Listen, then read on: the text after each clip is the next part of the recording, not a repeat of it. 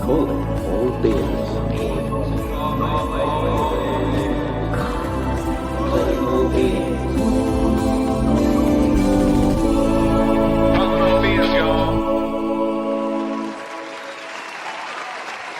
It's been a minute, baby. But guess what? We are back. I'm calling all beings, and I didn't come to you empty-handed. I didn't. I got it. I'm your host, DJ. I'm so happy to be back after a trip to amazing Massachusetts and all the homies. And like I said, I didn't come empty-handed tonight. I have a co-host and a co-host du jour. We got Boston times 2. So party people, put those damn hands together for Boston beer and Boston Brandon. Hey. Can somebody in this joint please give me an amen? They're like, yo, we don't do that up here. All right, that's a Southern thing. We don't do that up here. So it's funny. Thank you for having us. Yes, feels good to be back. Yes. Yeah. Did you have fun, DJ, when you were here? Oh my, yeah. We're gonna get into it. I figured we could start talking about the couple 3 events I attended while I was there, and then we can go into y'all's interpretations of what happened in the trial, because I find it very triggering when I hear Hank Brennan. It's kind of like a Clockwork Orange. I need like earplugs and a shield over my face, or a dark room. So first of all, let's say hello to, I think y'all already said, so is this, look at this. Look at this. The Jewel of Indiana has a new handle. How about that? Very good. Great security protocols, Julie. You took your real last name off there after, 5 years on YouTube. So that's awesome. It'll change. I think all her stuff, it'll change, YouTube wide. So awesome. No problem. So Jules says I'm going to be a little late. Had to assist my friend's brother who's visually impaired at Walmart, taking longer than I thought. Jules, we love you. And we know that you're helping neighbors and people that are having a difficult time. And we really appreciate that. Who is this? Do you want to talk to this person? Brandy, say hello. Hey. Hey. My buddy. I love her. All right, now you can say hello to this next person. We gotta let Brandy get this right here. Look what we got, Red. Yeah. Oh, Michelle Littlefield. Hi, How are you? I just saw her last weekend, right? It's so good to see her. Yep, the legend. Got to see her and DJ, and it was slightly disconcerting, as I said. Her DJ is slightly better looking than me, but it's okay. We're okay with it. And here is our newest mod from Chicago, Illinois. How you doing there, Joanna? What's happening? That's my Chicago accent. She is fluent in both Greek and Polish. How do you like that? Nice. Yeah. I want to say, you could tell me in the chat, is your degree in archaeology? Tell me what your degree is in when you have a chance. Look right here is Kelly Steffi. Kelly. Hello. You miss Boston Brandy. She's the other beautiful one. It's not me. Is it? Hey, Kelly. So sweet. It was awesome. Dennis, I see you too, and Cheryl. Oh, the legend. Oh man, we have to get down there. Let's see who we got. Okay. Oh, look who's there, Bia. Hey. Boston Brandy. And there we go right there. Dennis Sweeney. It was so good to see you last weekend, mate. I asked you a question today, and you and I, we gotta talk so we can.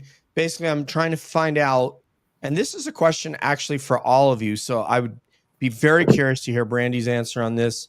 Also, the audience would want to hear Bia's answer on this. But how has your life changed from before you started the movement, supporting in the movement, actively doing things, to now? How is your life different? And here it is. So we're going to get to that in a second. General bachelor's in anthropology. My specialty is in cultural anthro. Man, girl is dope, man. Mama from Poland, Papa from Greece. What's up?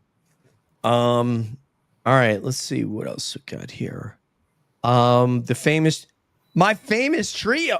Are you including me in that? Dennis, he is. are you putting me in the same strata as Boston Bia and Boston Brandy? Because if you are, all I got to say is thank you.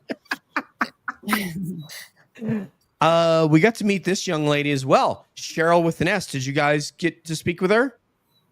Yes. It was so cool to see you, Cheryl. I'm sorry, Brandy. Did you get to meet her? Yeah. She's down there a lot. Yeah. Oh, okay, cool. So, hi, Yeah. I got to meet you, Cheryl with an S. Everybody else already knew you. Yeah. They're local. One of the regulars. Awesome. And now we have sectional healing. If you know, you know. That's right. That's where she takes her naps at over there with I the love dogs the on the names. sectional. You do know Let's- what it has to do with, right? What's that? That the The song? sectional? So No. far. No, The sofa? please tell me. Yes. So there was a rumor that KP got a sofa gifted to her from Jen JR. McCobb. Yeah. Mhm. So that's what I'm assuming that screen name has something to do with that. But hey, maybe it is the song. So, any of you are wondering, like, why does DJ bring on people like Bia and Brandy? And it's because, as you figured out over the months, Stop I'm it. not all that smart, and so you bring on people that are smarter than you. So that's what this is about. Let's see. And Sweeney says, absolutely. Dennis, come on. You can't possibly place me in the strata with these guys. All right. Yes, KP getting that. All right. So, and yes. Okay. All right. So we're gonna get into the weekend and talk about it, and I'll kind of take through my impressions, and then we can, sort of kick that around, and then we'll get into the trial because these two have been watching the trial, voraciously consuming that content, and I'm in a position where at work I can't see anything, so I have to call it lunch hour. Anyway, arrived Thursday. It was such a beautiful day in Boston. I was feeling great as soon as I landed there, and I saw the foliage, which it reminds me of home, and in a way, my home flora and fauna in New York is very similar to what I'm seeing in these villages and towns, particularly Dedham, which was striking. We'll get to that in a second. Went and got something to eat, got a message from Peter, and then just kind of got ready for the night's events, which were going to unfold way north in, I don't want to say it wrong, Peabody, where I got to see one of these two who was in attendance, Boston Bia, while Boston Brandy was saving her energy for the next night. She was rocking up. She was kind of like, she was like Rocky IV. She was doing pull-ups at the house and stuff like that. That's how you messed up your neck. There we go. Yeah. Now we know. Yeah. You gotta don't flex your head too much during the pull-ups. Bia will tell you during her workouts how this manifests itself. At the Total Gym. So, I need you. I should. Maybe if I did that, I wouldn't be hurting so bad. Oh, well, she can show you my neck exercise regime that's been really good for me. So then we got up to Peabody. I want to say, I guess you were outside and I drove right by you. So we greeted one another in the parking lot, went in, and there was a ton of people in line to get in this place.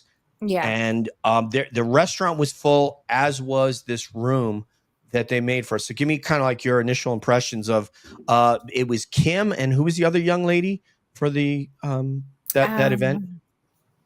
I can't rember. I gave away the bracelet already. North Shore Karen Reed supporters. Yes. Yes. Yes. Yeah. I mean, we were in line with Turtle Boy, Mike Crawford, TB's son, and then Meredith, and we were just kind of slowly walking in. But yeah, I mean, it was a good event. It was really crowded for sure. Remember, we pretty much lost our seats.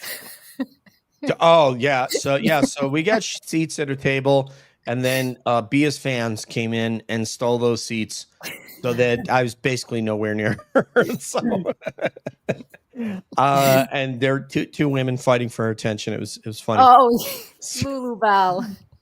And Oh, and Joanna? Joanna. Yeah, Joanna, right? Yeah, Yep. that's funny. So another Joanna. Peabody. You're saying it correctly, Peabody. Exactly. So yeah, they basically, to make a long story kind of short, we really didn't. I don't feel like we knew a lot of people in the room. Probably she knew more than I did. There were a lot of people there that we didn't know. So we kind of just kind of walked around a little bit gingerly, because you're not running up to anybody because you really don't know anybody. So, I talked to Mike a little bit, greeted Turtle Boy, and then people started to come up to us and say, "Hey, I watch you," or "I know the show," or something like that. And then Turtle Boy spoke up on the stage, and then Mike spoke, and then Bia goes over to the organizer and goes, "DJ's here. He needs to speak to you," something like that. So I don't remember. What did you say? I don't know what you said. No, I just said, did you know that DJ from Calling All Beings is here? And, he came up from Colorado. So, yeah, they put you right on. Yeah, they were very kind not to say who the hell's that. So that was kind of cool. And then Bia and I went on stage and just addressed the crowd. And I did a couple amens and all that. I really didn't have something prepared, although I did think of more profound things to say nearly as soon as I got off stage. Yeah, right. Same. How it happens. Exactly. But basically, I didn't want to try to keep. I kind of remember what Terry said. I really want to keep the audience's attention, because I remember Terry loved about the meal of food. And Terry Robbins, of course, is our, my friend from Dean College, who was on the board at my alma mater for 29 years. And she said, one of the great things about the meal of food is that there was no speeches, that there was no content creator focus. So yeah, that's great. Thank you. And apparently Kelly has a YouTube here. It looks like Talk Time with Amy Boston and Kelly. Yep. So they do a morning show. Yeah. Well, So I guess anytime, but they have a show together. Yeah. So everybody, if you have not seen that, please check out Kelly, Steffi, and Amy Boston, another member of the Boston crew. Yeah. I'm thinking of moving there just so I could call myself Boston DJ, and if I can relocate, go to New Boston Space Force Station, and work there, just so that I can have the title. Hanscom too. Hanscom has a good one. I'm down for some Hanscom. Yeah. So I'll have to see what the opportunities are. Do you like that, Brandy? That sound like? Okay, never mind. She's no judging on my accent. Okay, hello. This is the official attorney of Calling All Beings, Valhalla Law, recent guest, along with, can you say his name? Peter Murphy. Right? Okay. I was reading Dennis's. Yeah, it's a tough crowd here. Dennis. Okay, my life. Oh, I want you to actually tell me about this, Dennis. But go ahead and read that, Brandy. What do we got? It says, my life has changed dramatically from being friendly with everyone to being an outcast. But we turned tables on them, got rid of Theodore, Conley, Rafferty, and now Chris Albert. It's definitely a whole lot to be proud of, because without all of us speaking up and just being persistent, none of this would have happened. And you got to keep going. You got to keep going one by one, day by day. And I'm so proud of Dennis and Brenda, and just last night was amazing with them speaking at the Canton Select Board. I feel like everything's it's going in the right direction.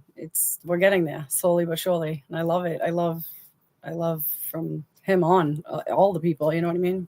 It's great. Never stop. We got a lot to do. It's just baby steps, but there's a whole. It's not only Karen, right? There's more. Yep. It's everyone. That's really interesting. That's really interesting, Bia, because I was not aware that he was being friendly with all these people and then became an outcast upon the time. And I never heard that from Dennis. So I didn't know that. That is really interesting that's the case. So yeah, more to come on that, Dennis. I'd like to hear more. And while we're on the topic, because we have Kelly down there with some stuff, but let's get to kind of like Brandy, if you would, just talk about how this has changed your life from the day before you started supporting this movement and getting physically and emotionally involved, and then today. It just kind of gives you hope that I was just starting to get into a place where I just didn't believe anyone. I don't trust anyone. just life experiences, and just everyone's lying about everything. The government's poisoning us. They're trying to kill us. They're doing this. Everyone's out to get everyone. Everyone's fighting, black, white, gay, straight. It's just like, I don't know. It was just like everything just seemed so bad. And this just seemed like another news story, you know what I mean? And it just sucks the whole cycle. You hear about an overdose and it's kind of like, oh, another, and it's just like we all got used to it. And I hate that. I hate that for everyone. And then you hear of a rape or a murder, another dead cop, and it's just like, oh, another day. It shouldn't be like that. This shouldn't be the everyday news. And then just when I heard about that, I kind of, I heard about the video. There was video of her hitting him that they reported in error at first. So I was like, oh, that really sucks for her. It was just a very unfortunate accident. But then the first little inkling, whatever it was, I think it was on 2/2/22 when David Yannetti gave that press conference. And he said, there's some people pressure on the DA's office. So that told me there's pressure on Michael Morrissey already higher up. Why? And then I just started questioning it because, like I think I've said before, I lived with corruption. My stepfather was a selectman. I just have it in my family. I took on the Weymouth police. I've been through it in many ways, like even with my daughter in the Canton courts. And I just know that there's so many liars and there's so many people out there that would do this job and wear a body cam day and night and not care. Yes. We need those people. Get these Raffertys out. Get them out. You know what I mean? Because look at Dr. Wolf, look at Aka, look at these people that are Dr. Russell. There's genuinely good people out there and they're everywhere. And this movement taught me that. This movement gave me faith in people. It really it made me come out of my shell. It made me talk to people. Like I'm usually hiding in the corner with my hat, my sunglasses. I don't want to talk to no one. You know what I mean? But when it's something so important, like I will speak up, and I just hope people will educate me so I can keep educating other people, either my daughters or people who don't watch YouTube. But I like learning. I love learning, especially about things that are going to affect everyone in the bigger picture. So it's something that I wasn't really proud to be part. I've been proud of some things, but this is just, I feel like it's helping more. I like helping people. So I feel like being part of this is helping a lot of people. You know what I mean?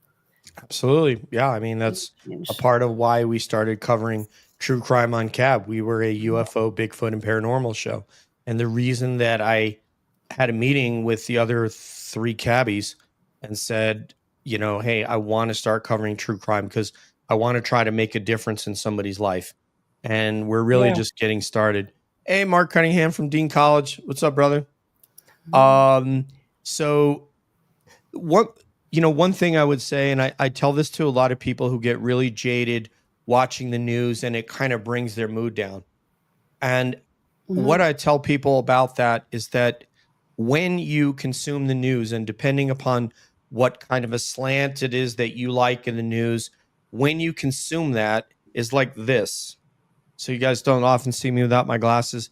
As soon as I put these on, so I want you to pretend this is news station X or Y.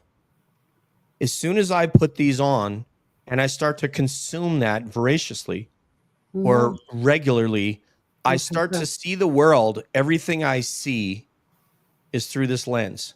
And no matter which way I turn, no matter whether I look up or I look down or I look sideways, everything I see is through the lens. But the lens is what they provided for me. They are giving me these lenses. Yeah. I didn't put this lens in here. Ray-Ban did. Yeah, but exactly. in the case of news, that program director for that station, and when you look at these top 4 or 5 stations, and I don't need to name them because we all know who they are. Those are the highest paid program directors in America. Yep. Because what they're trying to do is they have a specific audience they're trying to cater to, and they're trying to program something that is going to keep that person coming back, like needing a drink of water or something to eat. So they're trying to program in a way to move you emotionally so that you will return, because in some way there's something in us, we need it. Yep. We like a lot of positive, but we also want to hear some drama, right? You've heard about some drama today. We want to hear it, right? The updates, the latest, you know what I mean? You just want to see what's current. So I always tell people I don't watch the news. So my news station is 0. Yeah. I do go to the web and will consume some aggregated news in very, very, very small. So we're talking When I say minutes, I'm talking less than 10, maybe Yeah. less than 5. Yeah. So if you don't consume that, you won't be as jaded about the world or think that everything around you is conspiratorial, because the person or the persons or station or program director or hosts are telling you that, are giving you that lens to look through, and they're Yeah. shaping your opinion of the world around you. Now that you've been out and you have engaged with these people who you would have met in your life, have Never. a better picture of what's happening in the greater Boston area than what maybe a news station would have given you. I'll get off my soapbox now. And but I always tell that to people when they feel really they feel really down. Yeah. It's nice because people coming out, like they're out of the woodwork. Like, where were you the last 25, 30 years of my life? I wish I met you then, you know, but it's definitely been a positive thing for so many people. Like, It's so life many experience. people. And I love it. I hope it never ends. You know what I mean? Well, so we've talked about this. We can find somebody else to help after this. Yeah, right? exactly. There's We could- plenty. Yeah, Sanders and you and your friend who is up over the top of your left shoulder over there. There could be someone missing. my darling. Yeah, there's someone that could be missing that the family doesn't know what happened, and we have some jackoffs like worked on this case that don't care based on whatever their metrics is. They don't care that that person is missing or was killed. You two could be start trying to figure out what happened to that person. Sorry. Do you see what I mean? So there's more people to help than after Karen's freed, you know, and then you can say, okay, Karen's freed. She can start rebuilding her life. I'm going to find something else. You guys will find it. And I may not be able to be there physically all the time, although I will come and help, but I could, you know, we could find somebody else to help. Yeah. Simple as that. All right. Here we go. So what? Yeah, and Brandy are both in your opening. What about? No, I'm just kidding. You don't want me in your opening video. So the link, that is awesome. The link to Kelly's channel is right there. The cat lady found it. So that is cool. There's some thank yous there. Oh, here's the real link. Okay, I guess we got it wrong. Talk Time interview with Amy Boston. That might have been like Kelly's own personal channel. High blood pressure. Yeah, me too. No, I don't have high blood pressure, but I think more of this case and I might have it. We are going to win guaranteed. I think so. What you got to say? Okay. No, I agree. Did you want to maybe you wanted to talk about how this has changed your life? Yeah, that's sure. I definitely think it's, you know, even though it breaks my heart what Karen is going through, and I know that she is innocent. There's no doubt in my mind after watching the trial, all the evidence that came out, and all the stuff they didn't let come out. So it breaks my heart that she's going through this, but through this movement, I have met the most amazing people. I have so many friends and learned about the corruption happening here, which before Karen Reed, I didn't realize. I never would have doubted. I mean, not that they're like, I just kind of thought that kind of stuff happens in, you know, Boston, not, you know, the suburbs, or, you know what I mean? Like, I always thought, I never doubted our police and what they are capable of until Karen Reed. I just I never saw it happening around me. So I didn't know it was happening, but this has brought. I do that because Terry's here. I'm sorry. The legend. This just opened my eyes to the possibilities, and, you know, that you do have to be very careful. And if they can do this to Karen, they can do this to anyone. But through this movement, I have met the most amazing people. I want to, you know, go to Dedham every week if I'm able to. Like, I want to spend time with these amazing people that I've met, and I look forward to the next time I can be out there with them. So, you know, there's a lot I can't do because I'm working during the week, but any opportunity to go visit friends, you know, meet up with like-minded people that also believe in, you know, Karen's innocence, I'm there. So I'm going to continue doing what I can. Just because I'm on a YouTube show with DJ doesn't mean that, now I don't go and stand out or go to Monday night dive bars and, at the end of the day, I know. Sorry, I had to applaud that right there, what you just said. Yes. At the end of the day, I know why I'm here, and it's, nothing's going to stop me. You know what I mean? That's what helps is the word of mouth and just getting out there and spreading the word no matter where you are, either online or out at the local pub, wherever you are, the beach, the park. But I mean, keep talking about it. And that's how people get exposed too, because they'll be like, who? Oh yeah, this person, that person. And they start yapping and you know what I mean? But if you want the truth, you want the truth, no matter how you get it, no matter how it hurts. But we want it. I know. I've been talking about this case for a year, and the other day I got a text from a family member, and they're like outraged just watching this second trial. They never heard anything because, I didn't really. If people in my family don't want to hear about it, they know what I'm up to, but like I don't always talk about it at every family kid's birthday party and all that. And I got a text from my cousin saying we're outraged, we're watching the trial, and they only picked it up from trial 2.0. So and I'm just like, see this, I've been literally talking about this. Yeah. So what sad. You kind of got, I'm sorry, go ahead, Brandy. Please continue that thought. Hi, Meatball Sketty Stain. How are you? Welcome. So what I was gonna ask you is kind of like more pointed is how has your life changed? Oh, okay. So that meant what were you doing? And we could start with Brandy and then go back to Bia. What was your sort of daily life like the day before you started to go into action? And what was it like after? Like you could say before I used to wake up, I used to do this and that and that and that. And then I did this and that. And now I'm doing this and this and this and this. That kind of thing. Like trial 1, I just watched it. Hi, Jules. Behind the scenes. But I forced Ross, my husband, and one of my friends to come out with me on Labor Day weekend, the national standout. Because I always wanted to come out, but I was too scared. And then it was my birthday weekend. So I bribed them. I was like, it's my birthday. You have to come. So then that's how I got out there and, but what was your daily schedule like? I used to go, so I was working in the office usually. Like I never want to do, I've been in offices my entire life, like always behind the scene, 8 to 5 since I was like, when I did the whole retail, I've tried everything. I actually used to work for a private investigator in Canton years ago too.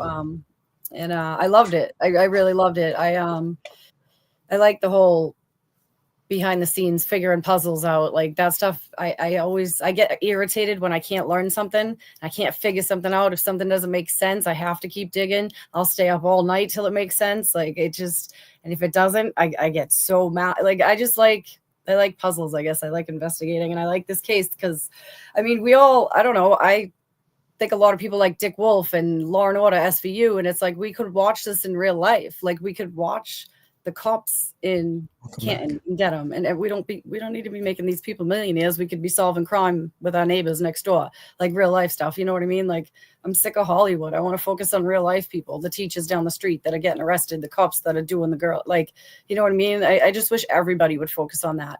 And if people say they don't have time for it, well, why not? Because corruption is literally the biggest safety issue. It is a safety issue. And isn't safety, like, shouldn't safety come first? Don't they teach you that when you're little? Safety first? Because it's eroding public trust. And if you don't have no public trust, then you're more apt to, like, it decreases the willingness to cooperate with people you don't trust. You know what I mean? And it just trickles downhill. The shit just, I don't know. I don't know how anyone wouldn't want to help and wouldn't want to get this taken care of. Let me ask you this question. I think the audience would want to know this. Is it possible in the future we could see licensed Brandy Perry investigations? I'm not even laughing. I'm serious. I'm totally serious. I mean, I would love that. I used to want to be a detective, and I actually just enrolled a year and a half ago back into some college classes because of what I was going through in the Canton courts. And I took up, just like intro classes to like the police. I loved reading about like the history of the police unions and stuff and just how it all came together. Like I like learning about stuff like that. And it gets me mad though, because none of it makes sense. None of it's fair. One of these rights that you so-called, like I could go on and on all night about it. These rights that were given and they're so beneficial to us. But when you really get down to it and you really get into it, is it beneficial? because a lot of them aren't, and a lot of them are all BS. A lot of the shit that the government tells us and say they're doing for us is BS, and it's really heartbreaking because I just feel like it's really us. It's us against our own government, and it's like we have a war within our own government, like our own country, and it's us against the people who claim to help us, but really we're working day and night while they feed off of us. They take our money, they take the taxes, and then we have to pay for these cops even though they're raping our kids. And then we have to pay for these trials even though we already had one and we found this girl not guilty, 12-0. We have to do it, or then we'll go to jail or we'll get fined. And it's just this never-ending cycle that really needs to stop and really needs to change, and not these stupid little things. And it gets me so irritated. So does that mean we could see a Brandy Perry private investigator? I don't know. I would go to the police academy. I mean, right? I would. I love that I get to spend the time that I do with my kids right now, and they are getting older, and I'm going to take advantage of it while I can. Like, I did what I could to get to where I am now, that I am able to afford, and I am blessed to be able to take this time and work behind the scenes, on my own. But and I didn't have that forever, so I'm kind of taking advantage of that right now. And I've always wished I could be a stay-at-home mom, and now that I'm able to afford to take some time and do, work when I have to and do what I need to do. But to be out there and to be fighting, like, I would dedicate my life to this. I would do this. I would do it day and night, and I would do it honestly. You know what I mean? Like, it's just like, I know there's people out there that would love to be nothing but transparent. And it's just like this I've been like that my whole life, though. Some, people like, shut up, you're an open book, you tell too much. But it's like, why not? It's the truth. And then you don't have to remember anything if you're not lying. And why Judge not Judy tell says. lies? You know what I mean? She says, if you tell the truth, you don't have to have a good memory. Right. She tells people why in court are we all the lying to the jury? And why is that okay? Why is it right off the bat we're lying to the goddamn jury, all 12 of them? We can't tell them who Acker is. We have to lie to them. How is that fair? Because I can't get over that. You're lying to them. You're misleading them. That in itself is not fair. You're having all these sidebar secrets, right? That's not fair. We're humans. We're adults. Define fair, because it's not fair. None of it is. And why you bullshit me? Because it's the law. Change the law. Because these laws aren't working. People in prison are pissed off. People outside of prison are pissed off. Nobody's happy. Everyone's fighting. Everyone's poor. Everyone's overworked. Everyone's medicated, dead, or dying. And everyone's playing games. And it's sickening because no one is living a happy life. And I really wish we could go back to the olden days when we were all dressed nice. We were fancy. We had respect. We had, like, if you mistreated a woman, you were taken care of, you know what I mean? Instantly. You weren't put through the system and this, and that. Like, and it's frustrating for cops because they're out here and they're doing their job. And then the courts are like, nah, give us some money, honey. And then kick you back out on the street, and the cops got to do it all over again. And now, I can push this guy's button. Or that guy, he's sending his daughter to college. He needs a few bucks. There's always a way. Everyone has a price. And it's a never-ending vicious cycle of negativity. And again, that we're going back to the soapbox. we're going back to the lens thing again, because I'll say I feel like I'm living a happy life, but the lens that you're viewing, the lens that you're viewing the world for is telling you whatever. And I don't know what you consume when you're at home on TV, but the lens that you're looking through is telling you that nobody's happy, and I don't think that that's true. But the lens, however you're consuming the news, is telling you that. Yep. I'm living a happy life, and I know others that are living a happy life. So you have to kind of just think about what you're consuming that is shaping the way you see the world. It is. It's whatever. It's like you are what you eat. So whatever health issues you have, it's because you're not reading the 16,000 ingredients in the toothpaste and in your mouthwash. And mouthwash causes high blood pressure. Just so you know that. Stop using it. You gotta realize what you're putting in your body. You know what I mean? And whatever you're hanging out with, if you're hanging out with negative people, you're gonna become negative. It is true. You gotta surround yourself with positivity. And if you're watching negative news, you will think that everything's negative. Everyone's out to get you. Nobody's honest. Everyone's trying to get us. Everyone's trying to ruin us. So I would just as two friends, I would just caution you to kind of look at what it is that you're consuming. Bia, what you got, my friend? So you wanted me to talk about how has it changed my life? Yeah. So what I was looking for, I was really looking for from both of you in that question that I asked you was your day-to-day life. You did this and then you woke up and you did that. What did a day in the life look like before? Because I kind of know what it looks like now. Yeah. Now I know it's like I gotta check Twitter, gotta see what's going on with the trial, what's going on with my homies, what kind of event we have to go to. I might have to show up at court or dive bar or stand out, or so I kind of got that part. I think the people get that, but what was it like before that? What was your life like? So my life was, let's see, just before the trial. So my daughter was still in high school and I was still driving her to work and, and then my mom moved in and she passed away pretty quickly. So I was working my full-time job, taking care of my mom throughout the day. And then she passed away just as the trial was getting started. So I kind of found myself in like a weird void in my life because then my daughter, she was driving and about to finish high school last year. So, and then my mom passed away. So like nobody really needed me. So I kind of found like a void in my life. And then when I started watching the trial, I just was hooked. I couldn't get enough of it. I stopped watching real TV because I realized quickly that they don't report everything that's happening. So the only place I was getting my information was YouTube shows. So I would watch a trial all day long. And then, but yeah, so it's just, I think the timing for me in my life, I had the space to be able to give this my all, and it's been consistent, coming up on a year now. So I think, I think obviously we're at that age, when you're in your 40s, like your kids are, getting older. So I just had the space in my life to fill, and it really did take over because I definitely can't stop thinking about it. I live, breathe. And all the other cases like Just en Route, Sandra Birchmore, Enrique, it's consumed my life. But I feel that at the end of the day, I know why I came into this movement, and I'm proud of whatever little I can put into, helping the causes. Yeah, I love you, and I need you now. You're never leaving me. No, never. Well, this is one of the things, and there's lots of, I love Brandy. You go Brandy, preach Brandy. Yeah. So there's a lot of interesting things there. I think what I figured is that you have a whole lot more friends that you are interacting with on a very regular basis than you had before. Yeah. Before, your life was probably centered around your nuclear family. Yeah. For Bia, it was her cousins. For you, obviously, it's your daughters and your husband. And now they have allowed you, thankfully, to make space to have all these other in-person friends that are greeting you with literally like a hug every time you show up somewhere.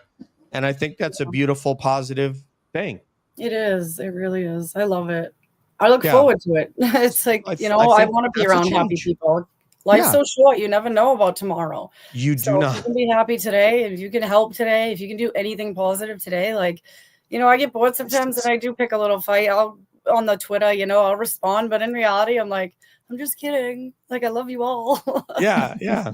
Like, I'm not really mean, but I'm going to, I'm going to fight back. Dennis is saying right here, I hang out with Brandy more than I hang out with my kid. I know. I used to hang out with his kid. Now I hang out with him. I'm like, hang out with your dad. Now I got, and your fellow host up there would say the same thing. She's hanging out with you guys more than she's hanging out with her family, probably. Yeah. No, for sure. Also, I want to say hello to Heather Honey. Heather Honey is from Alabama. Roll Tide. She's so sweet. I know. We got to meet Heather this weekend along with Jan. Man, I'm trying to remember Jan. I know Sears is Jan Holman Sears, I believe is her name, from Mississippi. And next week, I believe it is, we're working on dates. I'm going to try to get Vicky from Yorkshire, England. So I want to have Heather, Jan, and Vicky on, and we're going to entitle this episode, Brandy, The Out of Towners. Okay. All right. I should get an award for program direction right there. Never mind. Yeah, there you go. So I love it when the out of towners come. It's cute. It's like, it It's makes you feel good. amazing. Yeah, Yeah, because it's like, wow, you really care about like someone else in another town, another state, another country. And it's like, like I said before, it just gives you faith. It gives you faith in people and humanity again if you've ever lost it. I hope people don't lose it. And, but when you do, it's nice to come back to it. Like, I hate seeing people always fighting. I hate seeing it. That's why I kind of stopped talking a lot of family. And it's like, then when I go on Sundays and whatever days, and you just have all these people that are so kind and so nice and always want to help people. And it's like, wow, like to be able to have that every day, like I'm jumping onto that and I'm not letting go. You know what I mean? Because it's like, it just makes you feel good. It's a better way of living and it's good for your health. It really is. It really is mentally. And everything is, your brain operates everything. It operates you blinking. It operates you crying. You need to keep your brain healthy and happy. So when you rolled up to the courthouse, and I'll ask both of you this question, so maybe you could take this one first, Bia, and then we'll go to Brandy. But when you rolled up to the courthouse and you heard these Southern accents and said, "Where are you from?" what thoughts went through your mind? Well, like I told you, I'm just amazed at anybody. I mean, I just thought this was, I mean, I know right now this is a worldwide problem, like, or not that everybody's paying attention to this case. But initially, I definitely felt like it's amazing that these people from other states could be going to Aruba, could be going on vacation, and they're using their vacation time. They're, spending their money and time to come to Massachusetts to just stand outside of a courthouse. I mean, it's amazing to me. And, all the law tubers that have entered this space and talking about something and taking, absolutely, taking an interest in Massachusetts. I'm always, I think I've said this many times as we end shows. I'm like, thank you. And the Las Vegas cops, like all the way out there. I'm always amazed that they take the time and, the time that they're putting into speaking up about the Karen Reed case and the other cases is, I mean, I'm amazed because they could be spending their time in their own state. Instead, they're choosing to come here. So I definitely think it's, it's impressive that they care. It is. I want to say real quick before Brandy gives her interpretation of hearing those Southern accents in front of the courthouse. But there's the cab calling number 719-602-4464. If you would like to talk to Bia and Boston Brandy and maybe get some dental care tips from Brandy. So, Brandy, what were your thoughts when you heard those Southern accents? I just love it. I love accents, like in general. Anyways, me too. I don't know who I was telling earlier. I always love the Australian one, and the Irish one, but I just like hearing it. It's funny to me, and I don't know. And Dylan is here 5 weeks from Wales. I can listen to him talk all day. He's funny. I love it. Totally. I didn't mean to miss Dylan, but that's 5 weeks he's spending up here. Oh, we're not going to miss Dylan so much from us. Yep, we're going to get him on the show. We're going to get Dylan on here to talk. We were going to do it tonight, but I really kind of wanted to dedicate this to you two to get your thoughts on stuff. So that's why, and I really wanted you to be able to speak. So, the more people you put on and you get a couple of guys like myself and Dylan full of hot air as YouTube hosts, we don't want to take away from you guys. So let's see. We got some things to go through, but to me, it was just like, my thought was, wow, it's so cool. It must be inspiring that to these guys, that these people, like kind of like you said, Bia, have come from out of town. You put it perfectly. I actually can't do any better than that. Hello, Debbie Blair. How are you? But Dennis had something here I wanted. Okay. So it's a weird. Oh, so somebody's calling in. Oh, yeah. All right. Call from Lizzie. To accept, press 1. To send a voicemail, press 2. Oh, give me 1 second to make sure I can do this. There we go. Okay. Say hello. Okay, Lizzie. No, it's you have to. Is Lizzie? You're on the air. Hello. Yes, it's me, Lizzie from Drake It. Hey. Oh, hey, girl. I know who this is. Hey, dear. How are you? Yes, I'm good. How are y'all? Good. We need to do another standout. Yes, absolutely. Coming up in a couple of weeks in Drake it. We're gonna do another stand up. Awesome. Yes. So one thing, Lizzie, if you have the YouTube show on now, you need to mute that because it's going to distract you. So just mute the YouTube show if you're watching right I now. just muted it. There you go. Yes. All right. So I did. I muted it. first of all, welcome. I got to see photos from that standout you guys did. Was so happy that you guys got together up there because it's just another town that's representing for Karen Reed and the justice movement. What did you have any question that you want to bring up to Boston Brandy or Boston Bia, the double shot of Boston that we have? Well, I really don't have any questions. I kind of do, but I don't. But I feel like I want to know why, like, all the witnesses are staring at Brennan and looking the other way when they can't answer a question. I think it's so obvious that they can't answer it, or they've been coached to like look at him when they can't answer a question. Go ahead, ladies. I mean, obviously we won't really know, but they obviously look like they're looking to him for help. So it seems to be when they get an uncomfortable question, they are glancing over at Brennan. And today, as a matter of fact, I posted this on Twitter. We caught Jessica Hyde when she was being asked a question about the John O'Keefe's phone not being placed in a Faraday bag.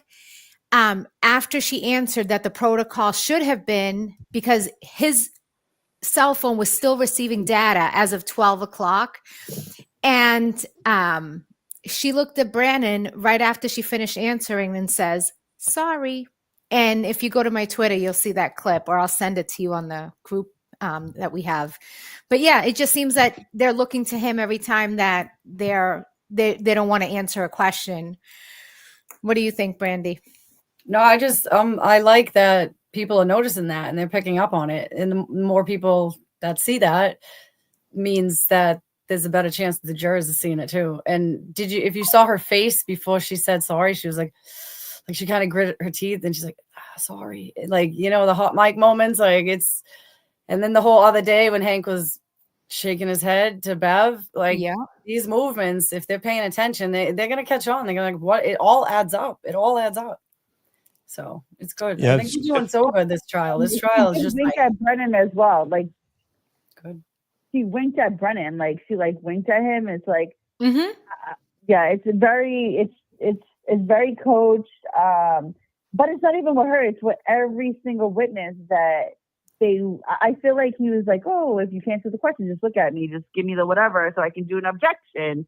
And then, he looks at the judge and it's so obvious. And then did you all hear about the judge apologizing to the jury because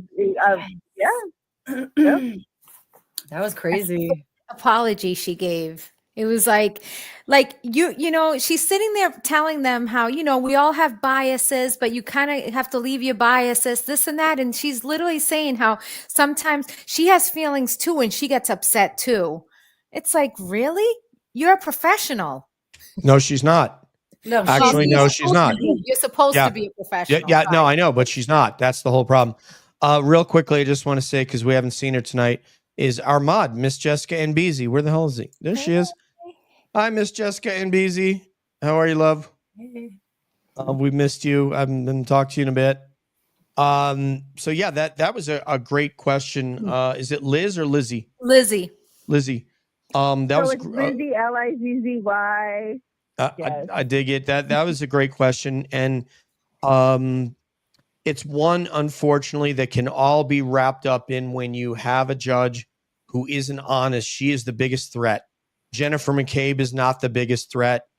I'm going to tell you, the biggest threat to Karen being found innocent is not anything that Jen McCabe can do or say. It is not anything that Hank Brennan can do or say. It is the fact that they have autonomy to do as they wish. And that is what is most disturbing. I asked people at work the other day because one of my colleagues named Missy, I told her about Karen Reed on Friday, and Monday morning she stopped by my desk and said, oh my God, I understand the case. I can't believe it. This kind of thing, right? never heard of Karen Reed before. So it's so disconcerting, but the most threatening thing is that Bev will not allow the defense to provide. She wouldn't let them have Mark Betterow. She had no reason or excuse to not approve his application for pro hoc vice. And that goes back to fairness. It comes back to ethics, and it comes back to how the legal system is tilted. It's tilted towards someone being able to put on a vigorous defense. So my elbow would be where that person can have witnesses they want. They can have as many lawyers as they want, as OJ did, so forth. And it's not to have a fair trial for the prosecution. This person is supposed to be innocent until proven guilty, but we all know that the populace and the jury likely, as Ronnie told us when he interviewed with Turtle Boy, the prior juror, is that they look at you as you are guilty unless you can prove you're innocent. You're there, you're drinking. John was drinking. You were drinking excessively, which we actually don't know because they never even proved what her BAC was because they didn't take it that night. Plus, when you see someone arrested, you have automatic bias thinking that the cops obviously wouldn't arrest you unless they had some reason to. You did something. Thank you. Oh. Yes, Heather, but unfortunately, she's not honest and she's not ethical. I can put up the 14 bullet points. I just took the government ethics test course and test 2 days ago. I think I took it Monday. And I sent those bullet points to BS so she could see them. And they're in violation of many of those because they don't have ethics. There are associations between them all. She should have recused herself. And she specifically did not recuse herself because she wanted to be able to influence the case. And that makes me more sick. Because someone higher than Jennifer. her. Say again? Because I believe someone higher than her is allowing this to happen. 100%. Well, That's what I said. let me. They have something over her head. Well, let me say this because there isn't a protocol that could remove her from here. The governor, but when the governor is involved, she ain't gonna remove her. Yeah, but the governor, like you see this, but the governor doesn't have that. So you're talking about two different branches of government, right? Yeah, you're talking about the executive branch of the Massachusetts state government, and then you're talking about the judicial branch. So you can't just have that. Would be like the president just going and say, "Oh, I want to remove somebody from the Supreme Court." You know what I mean? So, no, but isn't who goes above the judge? I thought it was the governor. Not the. It was one other person in between them. I thought. No? We have asked the attorneys this. I do not. We've asked the attorneys this when they come on air. I do not think. I think there could be someone in the judicial branch that could. I do not think the government. Yeah, but do you notice who's quiet? Lady, I do not think the governor could say, "This lady is dishonest. I want her removed from the bench." I don't, because now you're crossing. That would be like, you have. Dishonest is one thing, but Judge Bev is clearly, she's not biased. She is corrupt. She is a corrupt, dishonorable judge, and she shouldn't even have the privilege of sitting on that bench for one further day. And this is why it's all a game. Because if you weren't playing a game, then you would be an adult and stop bullshitting the American people that we're all watching on national television, watching it play out, and get her off the bench. Like, you know what? But first of all, I don't. But DJ, what about all the petitions that's been signed? All the petitions that's been signed. What are they? I even put money into it, like been signed to take her off the bench. What about all those? So I got a letter back. Well, when this first happened, I got a letter back from them saying that she did nothing wrong. Literally got a letter back. Oh, I'm sure that they do. Because they investigate themselves. Only the governor council oversees judges. So I don't know what that is, but it kind of would be like if the governor did not like someone in the state Senate and saying, "I want that person removed," or going to the judicial branch and saying, "I don't like this judge. I want that judge removed." Because what if it was a family member of or a distant cousin or somebody of the governor of the state, and Judge Bev was the judge? Could she just fire the judge? So that doesn't. I don't think that I they mean, can that's why just they get have rid these of her. ethical committees, right? I mean, these Where's ethics boards and all that. But Let's get Valhalla Law in on this because she's the only attorney that's amongst this. But I know I've asked this of attorneys that have come on the show, and I have not heard one of them say that the governor can remove her. And So- the other what problem if is bar that overseas too? the other thing is that the judicial discretion is very, she has a Yes, lot it's of it. broad. Absolutely. It's very Discretion. broad. We are in a situation that we have found a flaw here where there isn't, let's say, a senior judge, in the superior court that could be overseeing what she's doing and saying, if the cat lady. Yeah, So cat lady. Heather's saying cat lady's right. I don't know what the cat lady is. She was saying, did Bev's brother defend Chris Albert? And yes. yes, John Prescott was his name. That's her brother. Yes. That's right. And Scott McGinnis, if Scott McGinnis was here, he has some of the best histrionics on Judge Bev, on how she became Judge Bev, but Morrissey. by Morrissey, right? But when he was state senator, but I don't think the judge could just remove her for very obvious reasons. It would be the same now That's obviously the problem. That's the problem. Well, it shouldn't be this hard to remove somebody that's it shouldn't be that bad for society. It shouldn't be that hard when all of the people agree to it. It Right. shouldn't be that hard. That's But the how do problem. you- None of the YSN Nelly trial, they removed the judge from there because he was so biased. Remember that trial? No, They what? removed him. They put another judge on the bench. Who did? The YSN Nelly trial? I am They unfamiliar with removed the him. trial. Who Yeah. removed the judge? All right, do y'all know that trial? No. I didn't watch it. No. Any of you, Dia or Brandy? No. I So heard the a lot of YSN people trial, watching it it. was out of Well, I'll tell you what. Yeah, so they actually removed that judge because he was so for the prosecution. They removed him because Okay, he but was so biased we got to and find out who wouldn't let they that- is. Just like Judge Bev. I got it, but we got to find out who they is and what state. So I'll tell you what. We will let you go. If you could go in the chat, if you could Google that and find out who facilitated the removal of that judge, that would at least inform us. Even though it's another state, it should be similar. It should be similar rules, and that's the reason why we have, an executive branch, a legislative branch, and a judicial branch, is because they're all checks and balances on one another. But if you just have one, that can just, like remove a president or remove a speaker of the house or, remove someone, a judge, even though obviously a president, they appoint certain judges, but they can't just remove a state judge. So I don't know. This would be very interesting. Someone wrote it in the chat.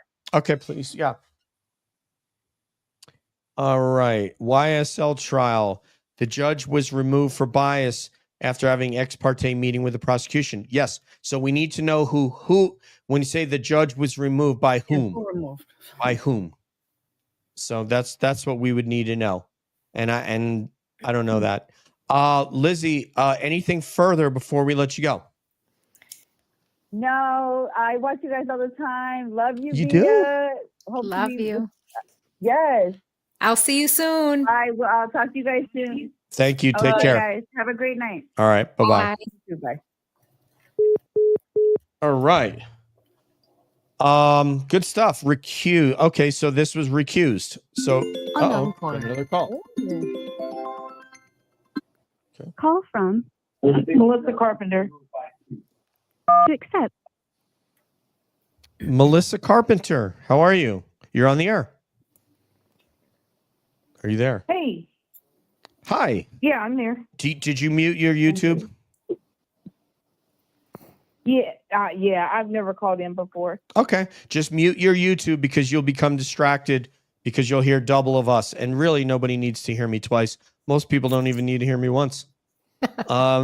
So right here, what we're seeing here real quickly, it says Georgia, he recused himself, which is not from the Court of Appeals, is a totally different process than recusing yourself. So recusing yourself, that means nobody asked you to leave. Court of Appeals is just overturning your decision. So long time listener, first time caller. I'm sorry. Go ahead. They did a correction of errors in that case Okay. because he had an ex parte meeting with the prosecution that the defense didn't know about. That's the reason why he was accused. That's the reason why they threw him off so fast. Let me ask you And something. he was going to put the defendant's lawyer in jail for contempt because he wouldn't tell him who told him that about the ex parte meeting.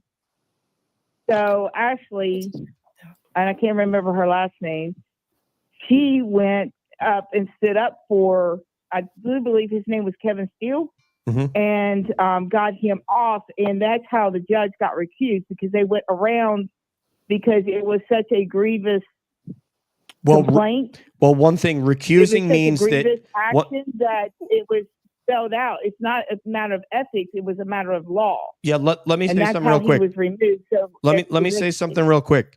Recusal means you volunteer to leave, so that's different than being he removed. Wasn't recused. Okay, He was removed. removed. He Okay, was absolutely removed. okay. So And that was the reason why, was because you can't have a judge cannot call anyone into their chambers, a prosecutor or the defense by themselves. Both have to be there. And that is a matter of law, and that's the reason why he was thrown off. does anybody That's the here? reason why they immediately called a mistrial, and he, without prejudice and with prejudice, and he was immediately removed. Does any? But the other thing is that you can't remove an appointed judge if everyone gets together and they sign with the CJC. So you have to have documentation of that judge and and point out during the transcripts and stuff like that of how that judge is biased. And you can even have video clips and everything, and that can all get sent to their overview committee. And once that's sent to their overview committee, and everyone that files a complaint has to, when they file it, it has to be notarized, just like an affidavit. It has to be witnessed and notarized that these are the complaints, that these are how it's done, and that they saw this, and this is the appearance of this, and whatever, and she can be removed. So why hasn't that happened yet? They have to listen then. Okay, so I don't know. I don't think people stand by one in a legal way and not. Stand by 1 second. I'm sorry. Stand by 1 second. Okay, so Valhalla law says the government can't remove her. So that's what I would have thought. So yeah, it's an interesting construct that you have put forth here that I would think that we could easily get, probably a few hundred people to file those affidavits, and then we could have a Google Drive where everybody has the same information and videos and documentation. Anything else that you have for us, Melissa? No, well, it happened in Ohio, where I live. Mm-hmm. There was a small county where the judge needed to be removed because he was completely biased and stuff like that, and they couldn't do it any other way. But once there was a couple of lawyers that just got out of law school, and they said, let's try it this way. So they actually did a where they got everybody together.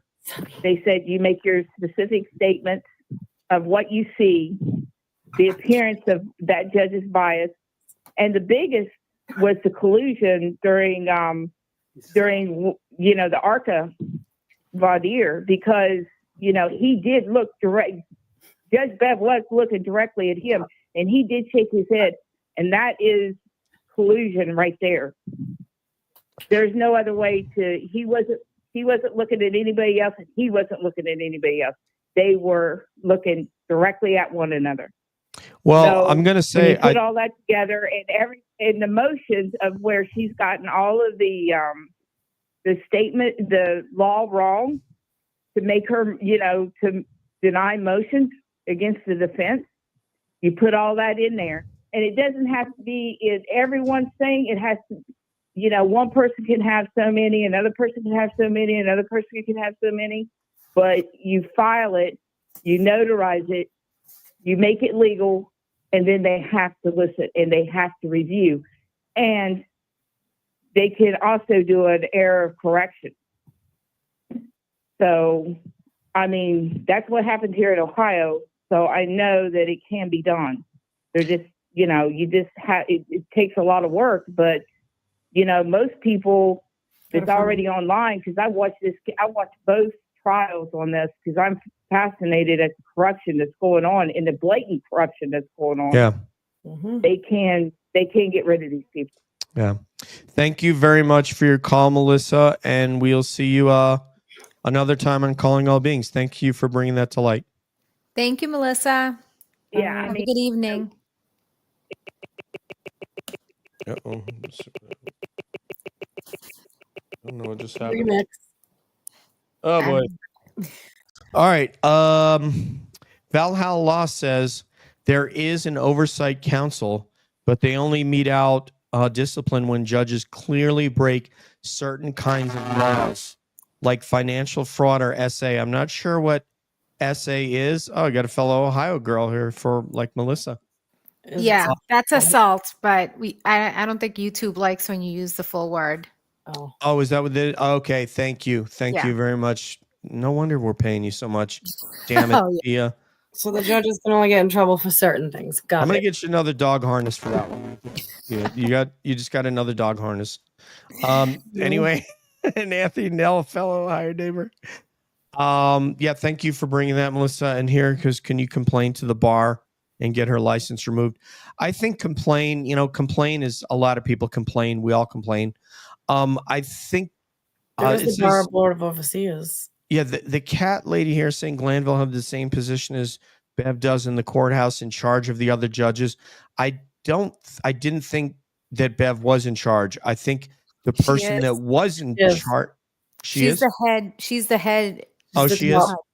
Okay, so that's why she took herself off the other case to make sure she was available. I thought her boss did that. Okay. No, she is the boss. She is the boss, and she refused to recuse herself. And yeah, wow. She's the boss. Right. So what it appears that it varies from state to state. There's different, judges have different, people that oversee them. So. Yeah, but but clearly what she said, though, it's not something that a gubernatorial proclamation can just say, okay, I want to remove her. Because if that was the case, if the governor was just friends with somebody, they could just remove him from the case. So they carte blanche to do whatever they want. I mean, I'm sure that there are ex parte communications between Bev and Morrissey. And if you ask me how much money would I bet on that, I would be in the, it would at least be 4 digits that I would bet that if I were able to get a forensic extraction of every text, email, and phone call between Bev and Meatball Morrissey from 22 to now, I would find messages between them about Karen Reed. And I'll be even more specific. I would find specific messages about Karen Reed and how to handle this case. And the other thing too is that, like with the other, the Penny McGee trial, we saw how she acted when she was on the bench for, to do a bench trial. For Walsh, yeah. So no, not for Walsh. For the Penny McGee trial, she did a bench trial for her. So it's like we've actually now are able to compare how she was as a judge in that case versus the way she's treating Karen Reed. And it's just so blatant because it's not like, she's like this with everybody. No, she's specifically being this way with Karen and her defense. Which is so scary because she can be. She can just be. Because she has a hair across her ass or something, she can be. And that's what's so scary, that somebody actually has that amount of power over another human right, like human body. Like human right. No, you're right. She's denying of her rights. Yeah, you're just because she wants to, for no legitimate reason, because she's got discretion. Discretion is above your rights as a human. Yes. Brandy, if you would read this from Equestrian, because this goes to this. It has to go to the circuit court. She technically does not have a boss because of her position. She does what Marcy says. They grew up together. Exactly. And their moms did, and they're BFFs, and they're close, just like Canton cops and Mass State Police. It's all a big web of people that know each other. And I don't know. It's just, it's A It web just of sucks shit. because everyone's questioning their ability to respond to crises. Like it's just like it's just really scary. It's scary, all of it, all of it. Bia, would you read this one from Spacey Stacy? Hi, welcome back. There's a link on the mass.gov website to file complaints. The Mass Commission on Judicial Conduct can take action if they deem it necessary. A lot of the complaints too, you need the specific docket number, the judge's name, the specific, like you gotta have everything ready when you go to fill out the forms. Just FYI. Right. And as great as this is, unfortunately, this trial is happening right now. And unfortunately, it doesn't give it enough time she definitely should be looked into. But again, if her behavior is this way for this specific trial, because there's a lot of people she's trying to protect and her boss wants her to protect, then it's, I think the right people are watching. I have faith. Yeah. So the cat lady, people are watching, but we all know this word fiefdom. And if for people that are kind of vaguely familiar with the word, it's when people have a very small center of power that to them, their whole world is wrapped around in this small power center that they have. So an example of a fiefdom would be like how Helena Rafferty feels about Ken. I'm the queen of Ken. I'm the chief of police. I can do what I want. I have autonomy here. I can authorize things. I can charge people with things. I can protect people that I want to protect, and I cannot protect people that I don't want to protect. Well, she only has a few weeks left. So Judge Bev will see that she has this power. She knows that there's nobody looking over her shoulder. She knows that the governor can't do it. She knows that she's in a position where she has the words that Brandy just used. She has broad discretion to do what she wants. And so she will think, I just went to New Orleans. I go to the Cape. I've got my whole circle, my whole life. I have control. I'm very powerful. If a policeman pulls me over and I show him my ID, he's going to walk back to his vehicle and he's going to get in and drive away.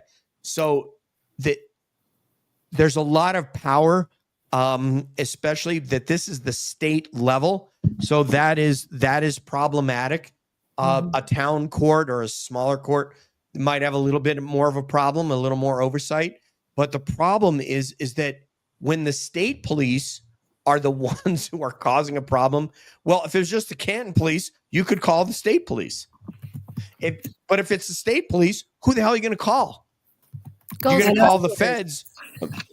There's nobody to call. So, and in the same thing here, she doesn't have oversight. And so she can do this. And she is not worried in the least. She is not worried. Neither is Michael Morrissey. Neither is Michael Morrissey, right? Isn't that sad? Like knowing, not even questioning or alleging, knowing what he's done, and he knows he's not going to spend a day in jail. That's sick right there. That's sick that people allow it. Mark Betterow will tell you a different story about a Suffolk County district attorney that ended up going to jail. So I know he thinks that he definitely is not going to go in jail, but ask Mark Betterow. In fact, you can even go on Twitter and ask him, and he'll answer this, or I'll go on there and ask him. Anything can change in a day. So anything. Yes, I mean they think that they're immune. Yeah. Bev thinks that she's immune. She may be more immune than Morrissey is. Apologizing today, Bev was, right? Because the jurors, or someone's noticing it, someone important that made her publicly apologize. So people are noticing it. So that type of behavior she's apologizing for. So at least we're getting somewhere with her realizing that like she's not untouchable. People are watching and people are able to speak up. So you know what's interesting? One of the things that I've said this in different ways on different episodes is that history has a significantly longer memory than any of us have. And the reason is because we'll be dead and gone. And history, they will be writing about this woman in law school. They will be teaching about her ethics, I believe in the bar exam, and Val can validate this is a whole day, I think. So they will be teaching about her as the exemplar of what not to do, as somebody who makes it to the bench.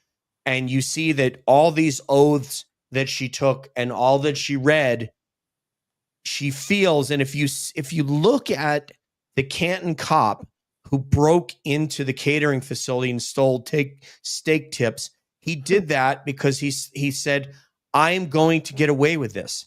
And even if I get caught, I'm still going to get away with it. Yep. And another police officer literally murdered Sandra Birchmore. Yep. And he said, even though I He's murdered still her, not charged by the state. even though, thank you, that's where I was going next, Yep. was that even though I'm charged with enforcing the law and being a peace officer and a civil servant and protecting the populace, I'm going to murder a member of the populace and I'll get away with it because they're going to let me. So you can see this direct line from Canton, Stoughton, the state police, things they're doing. This moron going into Target and stealing the only reason he's in trouble is not because of the state police caught him. It's because the in-store security caught him. And the entirety of the Target hierarchy was going to be aware that a Massachusetts state police officer was caught on a dozen occasions stealing from their store different amounts. It's every week. There's a cop that's arrested, a Mass state cop or a local cop every single week. Like it's a norm, like I was saying earlier. And it's because these higher ups are allowing it. It's allowable behavior. It's repetitive. They've normal. got these unions, they've got these protections, and it's like, you're not going to stop doing it if you're protected when you do it. You know what I mean? Like, I'm going to keep taking these chocolate chip cookies. If you just leave them there and you let me take them, I'm going to do it. It's just like stupid. I hate that it's repetitive and it's so common. This shouldn't be common behavior that we allow. And why are we forced to pay these people? They're supposed to be protecting us. And here we are fighting because they're doing the very opposite. They are bigger criminals than the guy down the street who's robbing to feed his kid. Right. Because that guy didn't swear an oath. And he's not a civil servant, and he didn't go to school to learn how to be a police officer. So is it consistent now, Brandy, that Judge Bev is acting the way she's acting? It's been consistent since the last trial. It's been consistent. It's habitual. It's repetitive. It's daily. It's not even weekly. It is daily that she's either disrespectful, she's rude, she's ignorant, she's biased, she's corrupt, she's shady, she's sneaky, she's a snake. She's all of the above. They all are. And it's just sickening. The only point I would differ with you on is I don't think she's ignorant. I think she's ignorant. Can I tell you why? A red light, a red eye, and all this, and Alessi, you're gonna take all day. That's ignorant. Can I tell you why she's not ignorant? Because ignorance means is that she doesn't know. Yeah, she's. And what I'm saying to you is that she does know, and she's doing it purposely. It's like this wasn't a shot. I said this to her yesterday. Yep. What the investigation by the little bit the CPD did and then the MSP was not a shoddy investigation. That was actually a great investigation because they achieved their goal of being able to not produce any evidence that would exculpate Karen. In the case of Bev, she knows what's legal and what's not legal. She knows what's ethical and what's not ethical. She is doing exactly what she thinks she needs to do by the numbers to achieve her goal of annoying, alienating, minimizing, browbeating, disrespecting Karen's legal team so that the jurors will see, well, that must be the good guy because she's nice to him and she's really mean to those guys. Maybe they're not following the rules. Maybe these guys are the schmucks. So everything she does is not an accident done out of ignorance.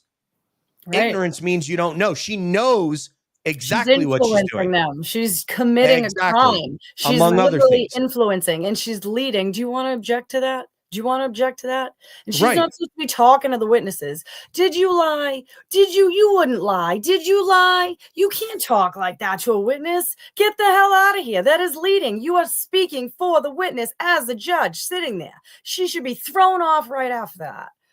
Like this behavior is not going unnoticed. It's going unpunished. That's the problem. And Val makes a good point here. Bev and Meatball don't even need to be communicating it overtly at this point. Each knows how the other wants them to act. So that's a True. very good Oh point, yeah, Val. they're giving each other signals, and we see it. We're not Yeah. stupid. We see it all. Oh, It's ridiculous. hold Hey, up. Lulu. Hold I up. miss We got to you. do it. Lulu Bell. Oh no, I love her. Hi. Thank you. Hey, Lulu Bell, I want to thank you very much for the generous donation that you made in person at the Meal O Food. And what we'd like to do now, Brandy, I heard about what hairbrush to you. Absolutely. Oh, okay. Oh, what happened to you? I heard about what hairbrush to you. And you know what? You did a great job. Nice straight hair. I don't Anyway. know. Wait, what's hairbrush? Is that the guy's name? I think they meant still trying to find out. what happened to you. With the cop? Yeah. I think that's what. Oh yeah. So apparently, as of today, I heard from 2 people that talked to Hodman that I don't know. It has changed, and I don't think they're going to be sending out a summons. It went from a summons to they said they were just going to send out something that was identifying me and giving me a stern, strict warning because I should know better not to talk in the area of the prosecutor, and I shouldn't talk to or around him. And, you know, like I said, I didn't know that was the law. And all I said was peekaboo, playing with a little girl.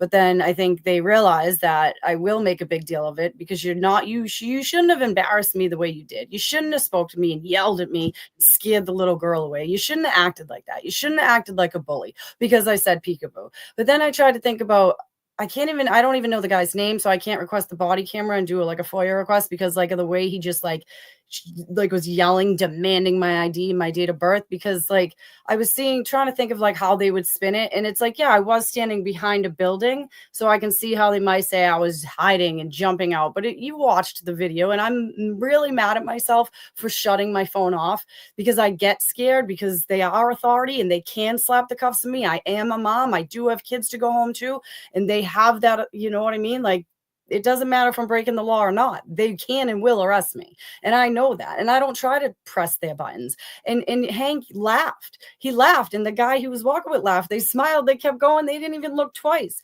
And the guy just stopped dead in his tracks and just, you know, made a scene. It was just uncalled for. And it's, you know, they kind of scared me for a day. I did have other things to take care of, but I'm like, you know what? It's not worth it. As a mom, I've been through the system. I've been screwed by people who lie. I've been taken advantage of. I know how this goes, and I'm not ready to go through it again, you know? But then I'm like, this can't be happening. This is why I stand out there every day, because they're scaring people into hiding, because they're bullying them, and because they're targeting people like Aiden who use their voice, and they're going to shut them up any way they can, slap the cuffs on them, throw a search warrant, tear up their house. They'll be as aggressive as they need to be, the louder you are. And it's like, I'm out here fighting against that. And here I am, like, you know, everyone does need a break now and again, but like something that just like that happened the other day. You screamed at me like that. You threatened me like that because I said peekaboo, peekaboo.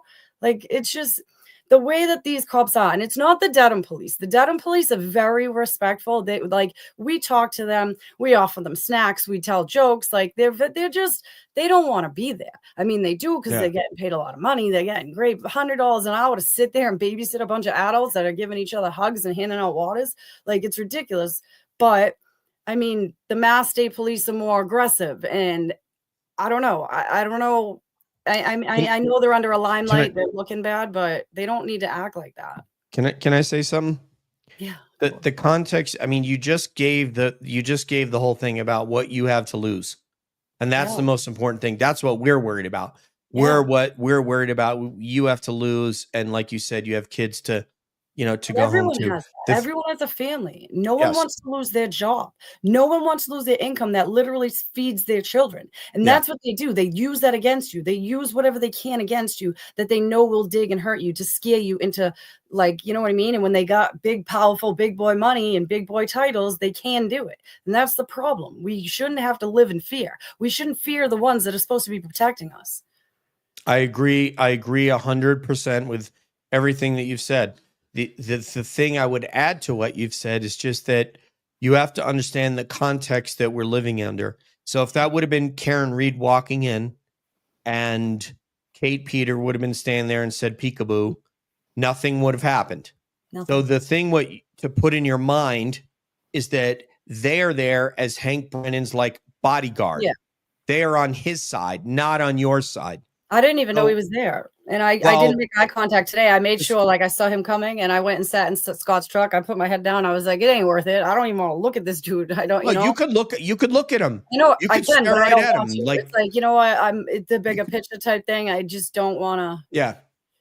You know, Yeah, when you you could- can push the buttons and when you can't. I don't know. You can absolutely look at him, but just when you say something, you're opening the door. It's kind of like when Yeah. Turtle Boy looked in the pizza place Yeah. and said something, you know, or he said something on his YouTube about and then they get, because if you open the door for them, you do anything because they're not on our side. They want to arrest us. I know. They want to arrest us. So Yeah. you they say just we're have to give them crazy, a it makes reason. Karen look bad, and And one of those guys, it feels like they're so badass. They put on that uniform and they feel like they can deny you of your rights. And, you know, the fact of the matter is I thought about this when, you know, when I was working over at AFSOC in Florida, I was like, gee, we could have our 3-star general drive off base, make one mistake or have a taillight out, and a local town cop can remove a 3-star general from his freedom.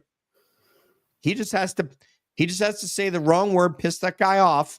And you're going to have a guy who's been through more schools and master's degrees and Air War College and all the other Air Command and Staff College, you know, all the training that you have to go through to become a 3-star, and a schmuck with an associate degree and a bad attitude and a badass way about him could remove that general from his freedom.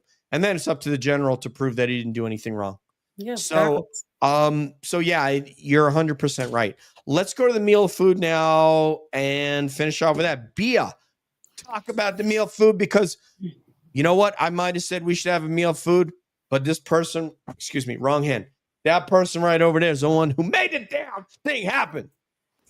Yeah, no, we went to the Irish Brewery in Norwood. I thought it was a really nice location. They were her name very is. welcoming. Yep. Like, they were so happy to, you know, Tenia. host us, and we'll definitely come back. Yep, there she is right there. Tenia. Yes, she's awesome. She was the manager. This She is was nice. so nice. She said she hugged Bia that day more than she hugged her family. I was like, Really you know, did. and I saw probably like 3 of those at least. So Yeah, we were looking for a place to go, a home to have, to where we could go and get together in an environment that was welcoming. I didn't even think we needed to go there as free care and read. We just wanted to have an event where somebody was going to say, yeah, we got enough people tonight. We can't handle 30, 40 people. So, yeah, Lulu Bell's saying the pictures are amazing. So, they really welcomed them, as Brian Albert would say, with open arms. And, Yeah. and It's nice place. Nice and open. it really was. I mean, we have so much room there to just have fun. And then the live music came later on, and it wasn't so loud and annoying that you couldn't talk. Because when you go to a bar and you want to interact with people, you know, if you can't talk, it's so loud. It's kind of like, all right, this sucks. Now we got to go outside. but the high ceilings, the indoor outdoor option was perfect. Like, Bye, you cat didn't lady. feel- And they're so Bye. friendly. They Very were so nice. friendly. So yeah, this is going to be our place for the next Alabama. Heather Honey said that was it was very welcoming. So yeah, that's where we're going to do it again next time. I'll ask him to go light on the cheese and cook my pizza a little bit more. No, I'm just kidding. But it was it was great. It was fantastic. I got the tater tot pizza. It was pretty good. What?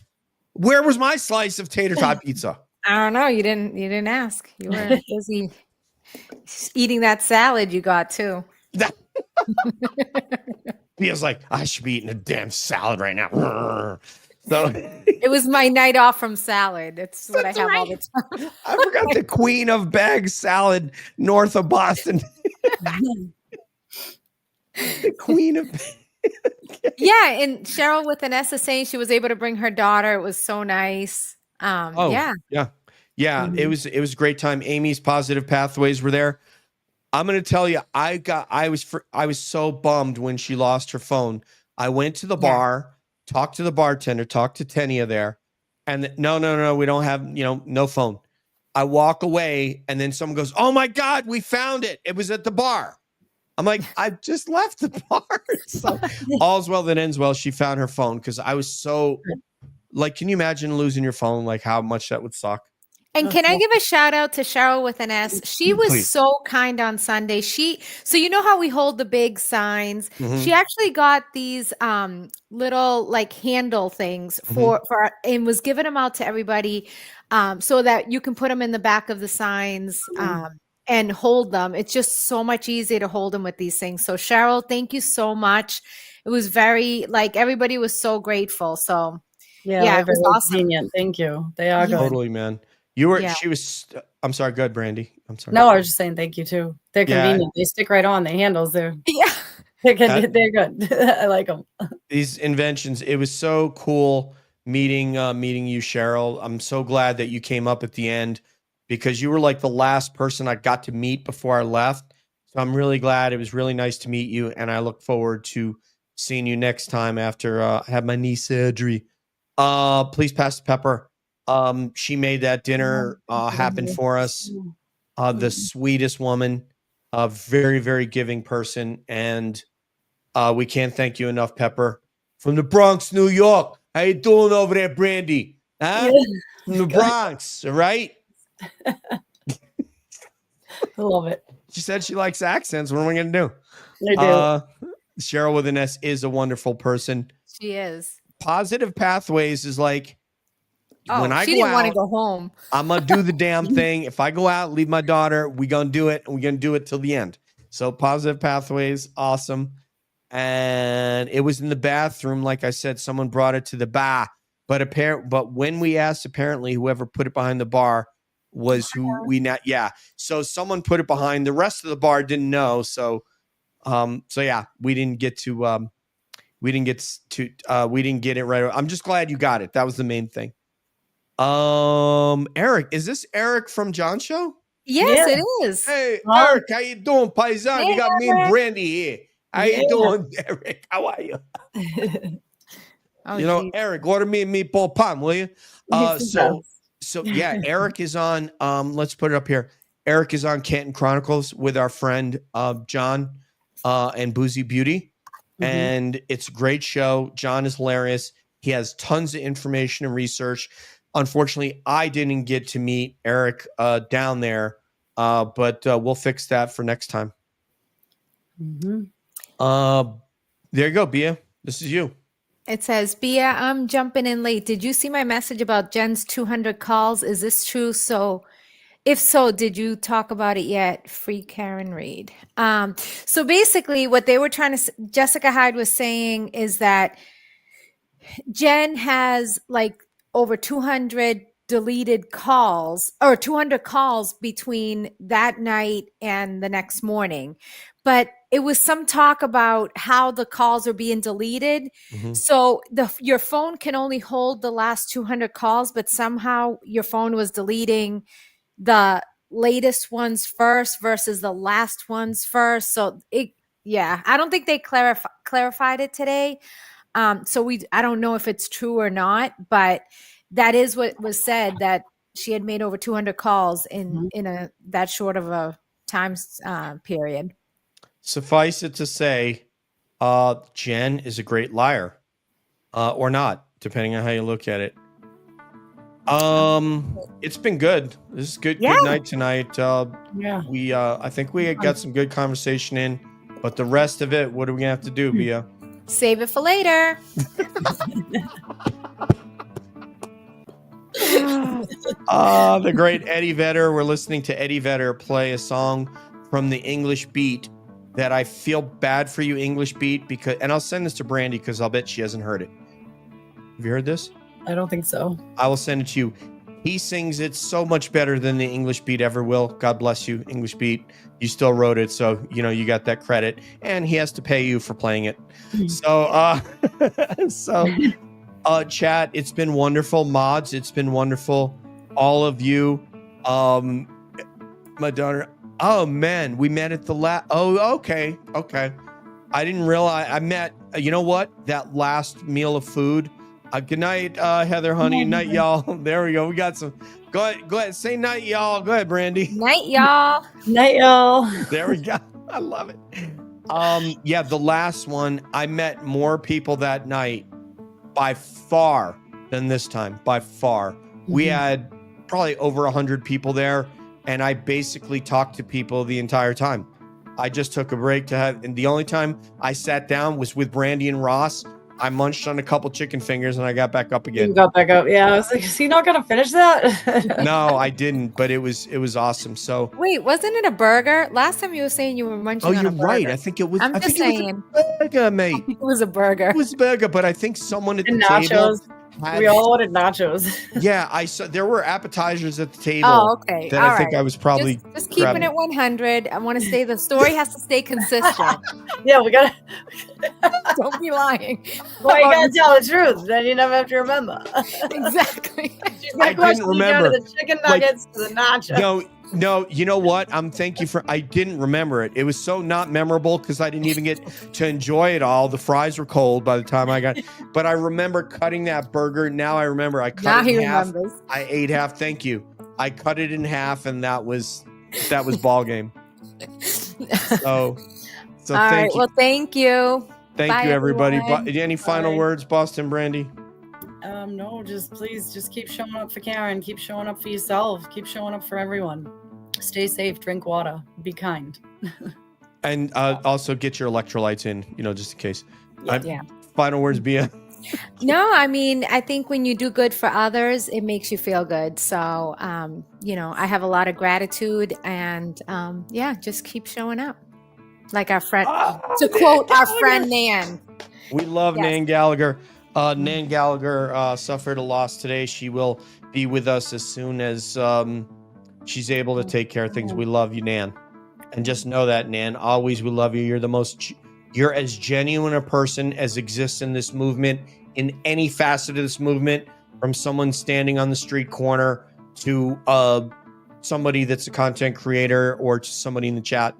Nan Gallagher is as genuine a human being as we've met. So on behalf of the DO Double Bia, the DO Double Brandy, this is DJ saying peace out, one love. We'll see you down the road.